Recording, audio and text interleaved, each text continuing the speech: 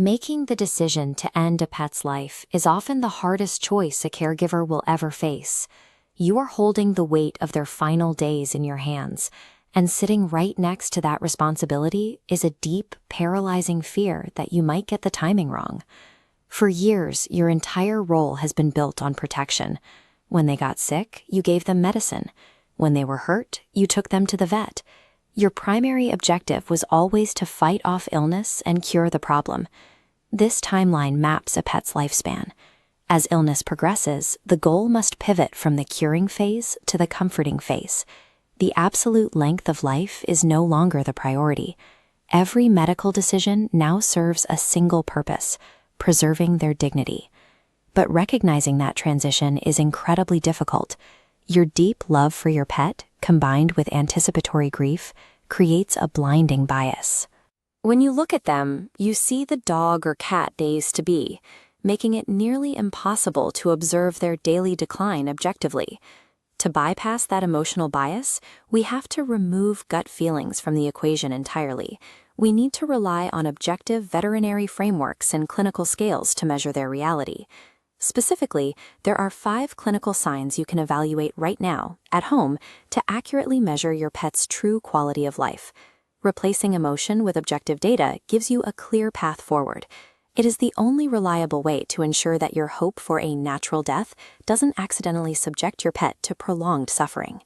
This scorecard matrix combines criteria from 2 standard veterinary frameworks, the HHHHM and Journey scales. We will evaluate 5 distinct categories to get a clear picture of their condition. The first clinical sign on the matrix is the mobility and pain threshold. At this stage, you might be administering maximum tier pain medications. You might be putting down carpet runners so they don't slip, or building ramps so they can bypass the stairs. But pain management demands a critical trade-off.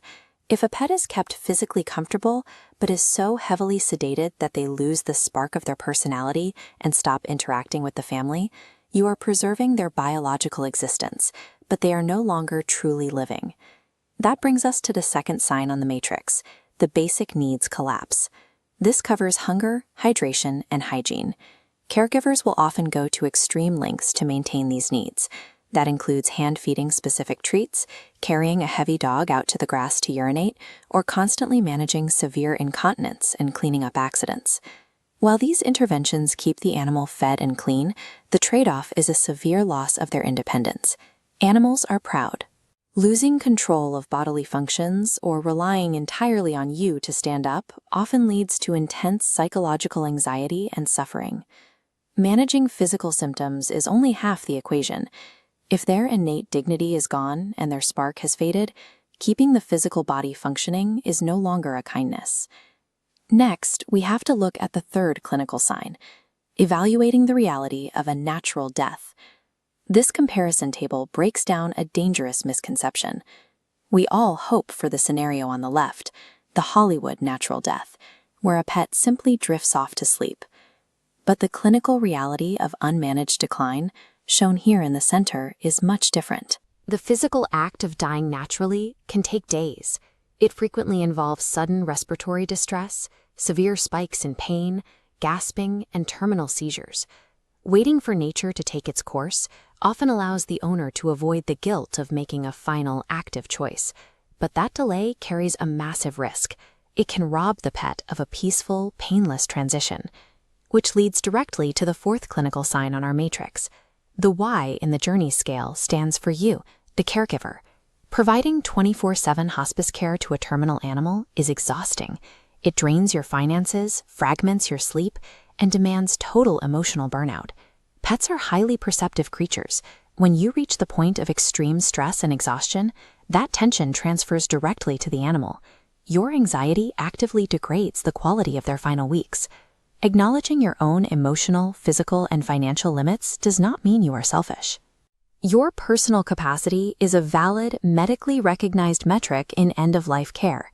The fifth and final clinical sign is the most definitive, the good versus bad days matrix. A good day for a declining pet isn't what it used to be. Today, a good day means they actively seek out affection and they appear generally comfortable resting. A bad day is characterized by visible signs of pain pacing from anxiety, confusion, or totally withdrawing and hiding from the family. To track this, you must keep a rigid daily record. This 2-week calendar grid plots these behaviors visually. Every evening, you mark the day as either good or bad. Generating this hard data over 2 weeks strips away denial. When the marks are on paper, you can no longer brush off a bad weekend or cling to a single good afternoon. It forces you to confront the permanent downward trend. Isolated bad days happen to every pet. But a mathematically proven pattern where bad days consistently outnumber the good is the ultimate indicator that comfort care has reached its limit. This decision tree maps out how to use that accumulated data to choose your path forward. If the calendar shows that good days still outnumber bad days and pain is successfully managed, the correct path is to continue with palliative or hospice care. But if the bad days outnumber the good days, or if their pain can no longer be controlled, the medically sound and compassionate path is euthanasia. If you are making this transition with young children in the house, how you communicate the decision is critical to their processing of grief. Parents must use clear clinical terms. Explain that the pet's body is very sick, that the medicine cannot fix it, and that the doctor is going to help their body stop working. Having a blunt conversation with a child is painful in the moment. However, avoiding common euphemisms like put to sleep or went away prevents children from developing long-term trauma or intense anxiety around bedtime. For the caregiver carrying the weight of this choice, understand that scheduling a peaceful passing is not a betrayal. Euthanasia is the act of taking your pet's physical suffering and absorbing it yourself in the form of your own grief. You know your dog or cat better than anyone else in the world. Trust the objective data and know that choosing their peace over your own pain is the final, selfless act of love.